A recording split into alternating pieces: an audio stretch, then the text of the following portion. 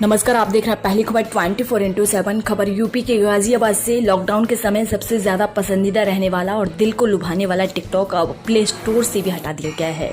अब कोई भी यूजर टिकटॉक डाउनलोड नहीं कर पाएगा। इसी के साथ साथ चीनी 59 ऐप केंद्र सरकार के जरिए बंद कर दिए गए हैं। इसी को लेकर गाजियाबाद के लोगों की राय हमने जानी तो महिलाओं का कहना है कि लॉकडाउन के समय टिकटॉक और तमाम इस तरीके के ऐप लोगों के काफी काम आए, लेकिन जब से LAC पर हमारे 20 जवान शहीद हुए उसके बाद से हमने इस ऐप का यूज करना बंद कर दिया था। हालांकि केंद्र सरकार का यह फैसला, इस फैसले का हम स्वागत करते हैं कि केंद्र सरकार ने पूर्णतः इसको बैन कर दिया है। भारत के अंदर यह जितनी भी ऐप हैं लोगों को भ्रमित करते हैं, चाहे वे टिकटॉक हो या फिर ब्यूटी प्लस हो। इन ऐप के जरिए कुछ विदेशी ताकतें हमारा पर्सनल डाटा चुरा कर उसका गलत इस्तेमाल भी कर सकती हैं। इसलिए हम केंद्र सरकार के इस निर्णय का स्वागत करते हैं। वहीं दूसरी ओर बच्चों ने भी अपनी पसंदीदा चाइनीज जो एप्लीकेशन को डिलीट कर दिया है। उनके मुताबिक उनका देश उनके लिए सबसे पहले है। गाजियाबाद से अभिषेक शर्मा की रिपोर्ट।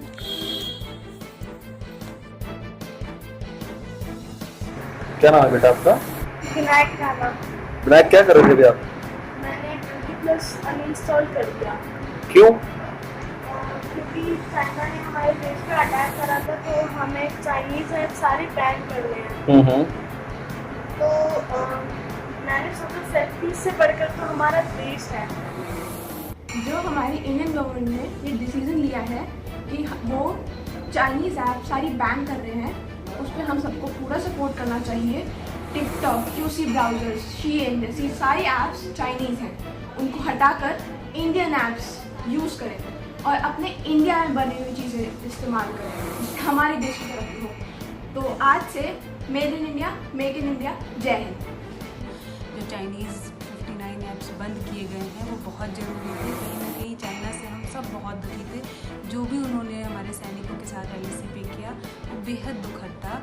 और अब जाके उन्हें समझ आएगा कि ये जो ऐप हम इंडियंस की वजह से चाइना का बिजनेस चल रहा था, ये सब कैसे उनको नुकसान पहुंचाता है। हाँ, मैं ये ज़रूर कहना चाहूँगी कि इसमें से कुछ ऐप थे जैसे कि टिकटॉक है, ब्यूटी प्लस है, ये शायद हर लड़की के मोबाइल में आपको मिलेगा। कहीं ना कहीं हम लोग इसके आदत हो गए थे, मतलब कहते हैं ना, एडिक्टेड हो गए थे। पर धीरे धीरे हम सब इसकी आदत हटाएंगे। हमारे माननीय श्री प्रधानमंत्री जी ने जो भी कदम उठाए हैं और 59 एप्लीकेशन को बैन किया है चाइना के, ये बहुत ही अच्छा उनका प्रयास रहा है और मेरा उनको पूर्णतः समर्थन है।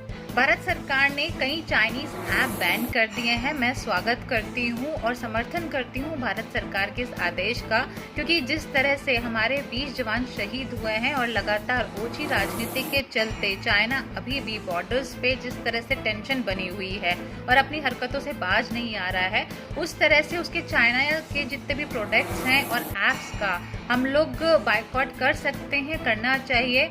हमारे आदरणीय प्रधानमंत्री जी ने 59 चाइनीज ऐप को बैन कर दिया है, जिसमें महिलाओं की बहुत ही पसंदीदा ऐप टिकटॉक और ब्यूटी प्लस भी थी। मगर मैं उन सभी महिलाओं की तरफ से मोदी जी को ये आश्वासन दिलाना चाहती हूँ कि हमें ऐप से बिल्कुल भी प्यार नहीं है।